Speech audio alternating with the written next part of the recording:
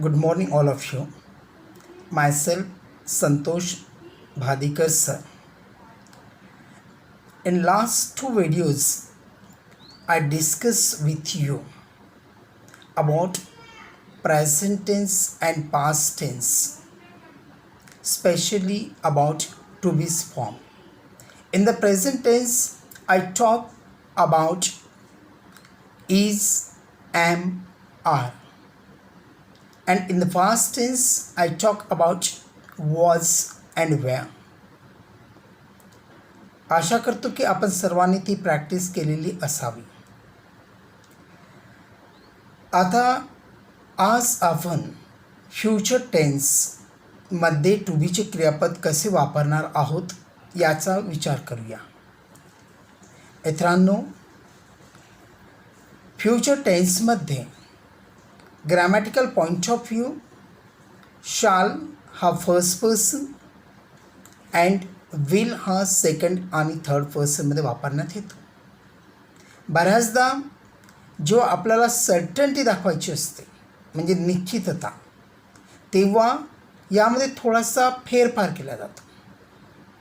First पर्सनच्या समोर will वापरण्यात येतो अँड सेकंड अँड थर्ड पर्सनच्या समोर शाल वापरण्यात येतो. तरीसुद्धा स्पोकन इंग्लिशमध्ये जर तुमच्यामध्ये जर शाल किंवा विलमध्ये अदलाबदल झाली तर ते फारसा फरक पडत नाही. परंतु ग्रॅमॅटिकल पॉईंट ऑफ व्ह्यू आपल्याला ते समजणं अत्यावश्यक आहे. त्याकरता आपण नेहमीच ग्रामरचे नियम लक्षात ठेवायला पाहिजे, जेणेकरून आपल्याला कोणत्याही ग्रॅमॅटिकल मिस्टेक आपल्याकडून होता कामा नाही. ठीक आहे मित्रांनो, तर फ्युचर टेन्समध्ये आय शाल बी म्हणजेच मी असेल किंवा मी असणार. वी शाल बी किंवा वी विल बी.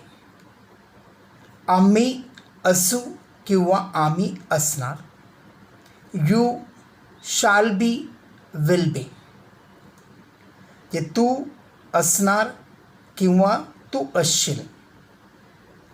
यू शाल किंवा विल बी म्हणजेच तुम्ही असणार किंवा तुम्ही असाल.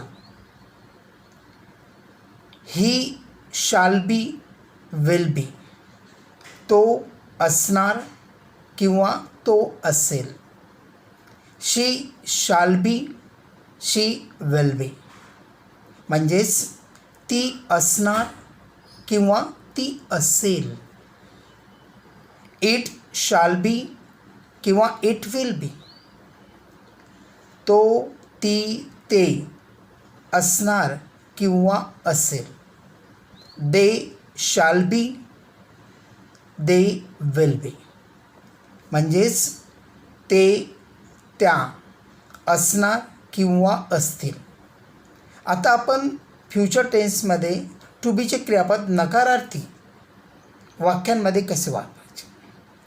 आय शाल नॉट बी किंवा आय विल नॉट बी म्हणजेच मी नसणार किंवा मी नसेल. वी शाल बी किंवा वी विल बी आम्ही नसणार किंवा आम्ही नसू. You shall be you will be याचा अर्थच तुम्ही नसणार किंवा तुम्ही नसाल. ही शाल बी किंवा ही विल बी म्हणजेच तो नसेल किंवा तो नसणार. इट शाल नॉट बी किंवा इट विल नॉट बी.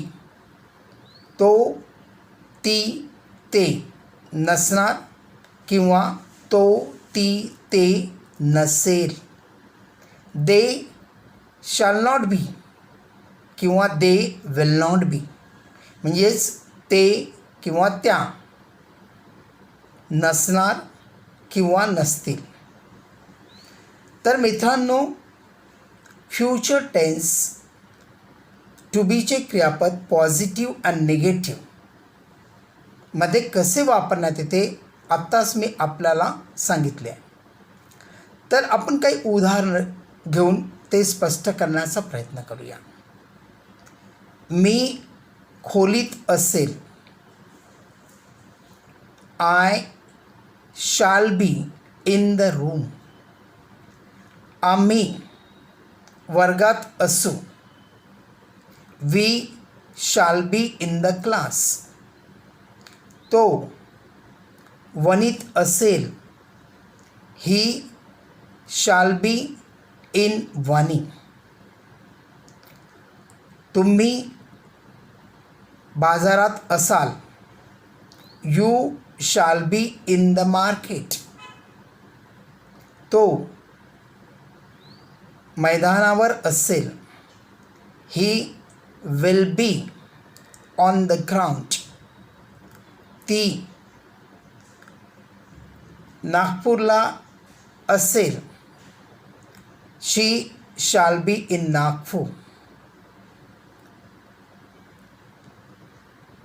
ते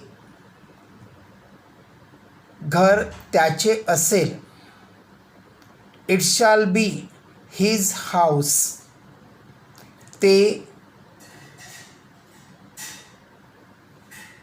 रस्त्यावर असतील, they will be on the road.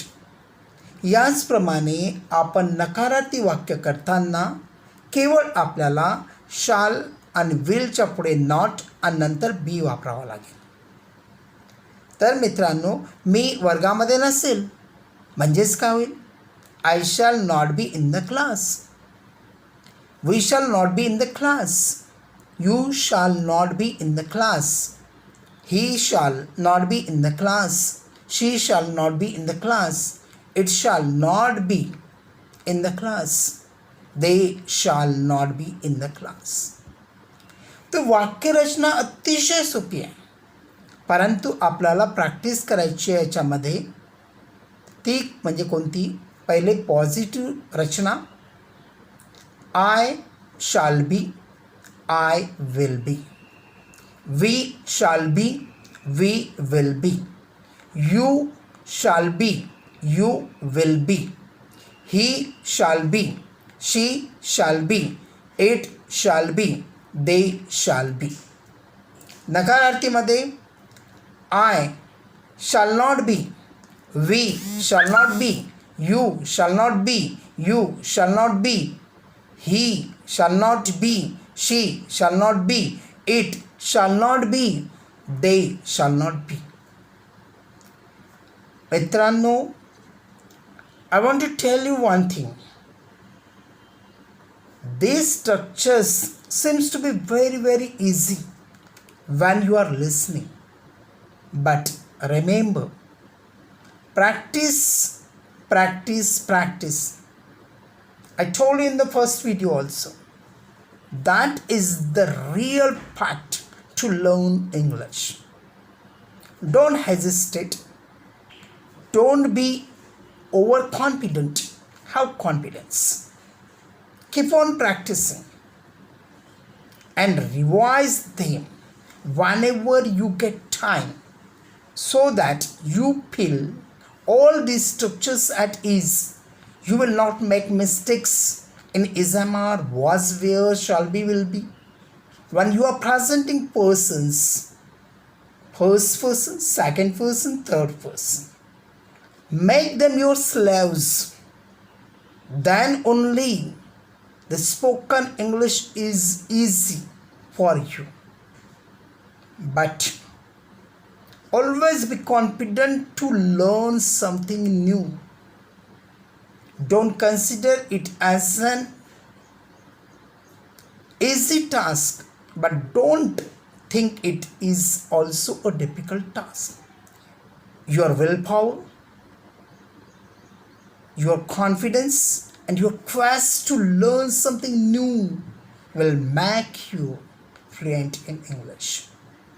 So that's all for today. All the best.